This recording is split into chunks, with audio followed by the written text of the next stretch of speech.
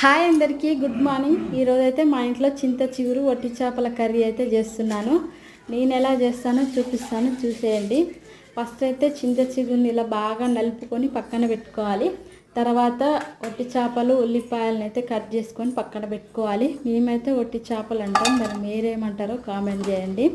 తర్వాత stove on చేసుకొని ఒక పెనం తీసుకొని అందులో వట్టి చేప ముక్కలను అయితే బాగా ఫ్రై చేసుకొని పండుగ వచ్చేంత వరకు ఫ్రై చేసుకొని తర్వాత ఒక గిన్నెలో వాటర్ పోసుకొని ఈ చేప ముక్కలను అయితే క్లీన్ చేసి పక్కన పెట్టుకోవాలి. తర్వాత అదే పెనంలో ఆయిల్ పోసుకొని కొంచెం జీలకర్ర, పచ్చిమిర్చి, మనం ముందుగా కట్ చేసి పెట్టుకున్న ఉల్లిపాయలు అయితే వేసుకొని బాగా కలుపుకోవాలి.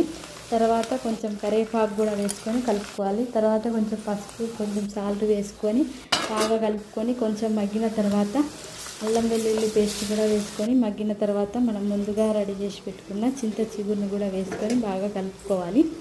కలుపుకున్న తర్వాత కొంచెం సేపు మగ్గిన తర్వాత మనం కడిగి పెట్టుకున్న ఈ వట్టి చేప ముక్కల్ని కూడా అందులో వేసుకొని బాగా కలుపుకోవాలి. కలుపుకొని కొంచెం సేపు మగ్గిన తర్వాత కొంచెం కారం వేసుకొని అయితే బాగా మగ్గిన తర్వాత కొన్ని వాటర్ వేసుకొని అయితే మూత పెట్టేసేయాలి. తర్వాత కొంచెంసేపు మగ్గిన తర్వాత ధనియాల పొడి, గరం మసాలా, కస్తూరి మేతి వేసి బాగా కలుపుకొని కొంచెంసేపు ఉడికిన తర్వాత లాస్ట్లో కొత్తిమీర వేసుకోవాలి. ఈ చింత చిగురు అయితే హెల్త్కి అయితే చాలా మంచిది. సంవత్సరంలో మనకి ఈ సమ్మర్లోనే దొరుకుతుంది. కనీసం ఒక్కసారైనా తినండి.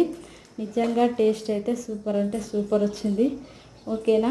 Please subscribe my channel. Okay, thank you, bye.